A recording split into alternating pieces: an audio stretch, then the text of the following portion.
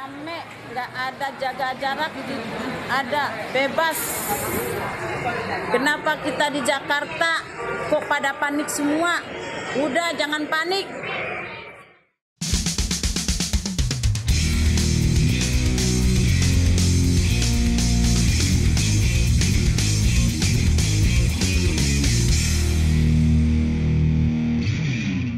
Mulai kemarin saya terpaksa meng-unfriend beberapa teman yang dari status-statusnya menandakan kalau dia tidak percaya adanya COVID. Dan bukan itu saja, bahkan lebih ekstrim lagi, mereka mempropagandakan ketidakpercayaan mereka kalau COVID itu ada. Aneh-aneh aja memang.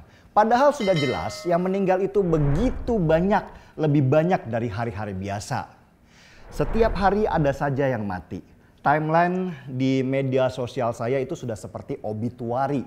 Ada saja yang temannya, saudaranya, keluarganya, orang tuanya. Bahkan ada seorang teman yang baru bertegur sapa kemarin, besoknya sudah nggak ada. Jadi bukti apa lagi yang harus dikasih ke mereka supaya sadar kalau virus COVID itu ada dan sudah menyebar luas kemana-mana? Apa harus mereka dulu yang kena baru percaya? Dan sialnya lagi, mereka sukanya mengejek-ejek orang-orang yang mencoba patuh pada protokol kesehatan. Seolah-olah mereka adalah pemberani dan kita ini pecundang. Dan lucunya mereka itu lebih dokter daripada seorang dokter. Ilmu asal copa sana, copa sini dan berlaku seolah-olah dia adalah pakar COVID yang terkenal di seluruh dunia. Pas ditanya, "Mbak, backgroundnya apa sih?" Dia lalu membangun narasi kalau ilmu tentang COVID itu bisa didapat di Google dan gak susah nyarinya. Lah, apa bedanya dia sama Kadrun yang nyantrinya sama Kiai Google dan berlaku seolah-olah dia orang paling berilmu dan beriman di seluruh dunia. Lihat saja coba, emak-emak di Sumatera Barat yang posting video lagi makan rame-rame di sebuah restoran.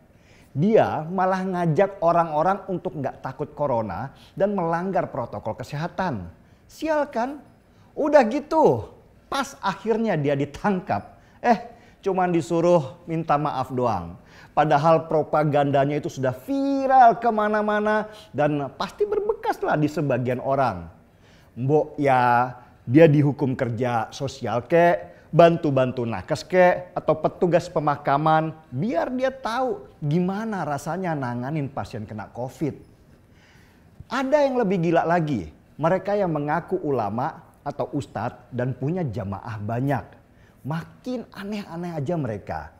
Ada loh ustadz yang bilang kalau masker itu adalah buatan Yahudi untuk menghalangi orang muslim senyum karena senyum itu adalah ibadah. Lah, kebayang nggak kalau dia di depan orang banyak senyum terus nggak berhenti-berhenti. Bukannya dianggap ibadah, malah disangka gila. Oh, ada lagi seorang ustadz yang jemaahnya banyak. Ngamuk-ngamuk karena masjid ditutup selama PPKM darurat. Dianggap pemerintah zolim lah, menghalangi orang mau ibadah ke masjid lah. Sedangkan di sisi lain mall sama pasar itu tetap buka.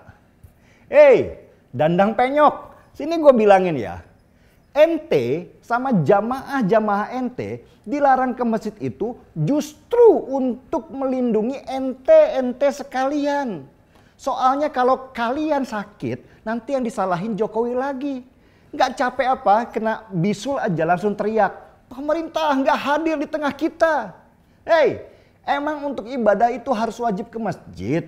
Kalau nggak ke masjid Tuhan itu marah. Di rumah kan bisa.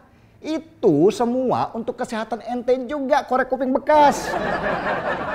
Dalam menyikapi COVID ini baru kita sadar betapa tingkat pendidikan masyarakat kita itu begitu jomplang. Ada yang tingkat pendidikannya tinggi, ada yang banyak juga yang tingkat pendidikannya di bawah rata-rata. Apalagi kalau ngelihat mereka-mereka yang katanya paham agama tapi nggak punya wawasan tentang betapa bahayanya wabah.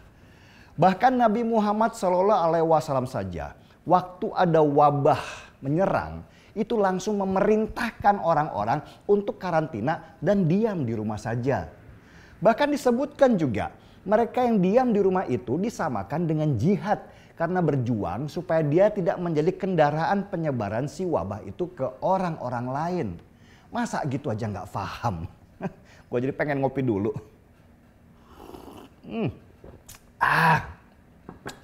Coba lihat, Saudi aja menutup negaranya dan membatasi orang untuk masuk ke sana. Haji sementara ditiadakan dan dibatasi. Itu dilakukan untuk menekan penyebaran virus itu supaya jangan pindah ke negara lain atau masuk ke negerinya sendiri. Jadi pemahaman seperti itu sebenarnya adalah ilmu dasar. Nggak perlu gelar seorang dokter. Virus itu nggak mungkin menyebar kalau tidak manusia yang membantu penyebarannya. Jadi supaya menekan virus, ya lebih baik kita stay at home. Dan kalaupun terpaksa kita keluar, ikuti prokes dengan ketat dan mulai pakai masker dan jaga jarak. Apa sulitnya sih? Jadi mulai sekarang, ayo kita bikin gerakan unfriend siapapun mereka yang terus-menerus propaganda kalau COVID itu tidak ada. Mereka itu toksik, racun yang mengotori pikiran kita.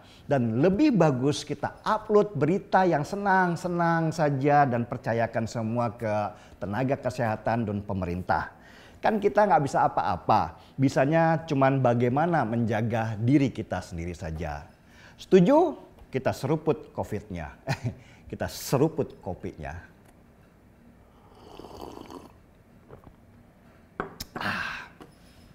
Gaspol! Saya yang bernama Yulianti yang bikin video di Bebek Sawah. Saya minta maaf khususnya pemerintahan Indonesia dan masyarakat Indonesia. Saya tadi itu bikin video cuma canda-candaan. Mohon maaf ya pemilik tempat makan Bebek Sawah. Saya cuma bercandaan yang buat teman-teman.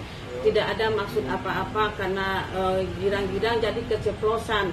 Mohon jangan diperpanjang permasalahan ini. Saya mohon maaf ya semua rekan-rekan masyarakat Indonesia dan Indonesia di seluruh tanah air, khususnya Bebek Sawah yang di Sumatera Barat ini. Saya mohon maaf sebesar-besarnya atas keteledoran saya ini dalam berbicara karena sanang hatinya ada di Kampuang. Mohon maaf sebesar-besarnya. Tolong jangan diperpanjang ya Pak yang sebagai pemiliknya.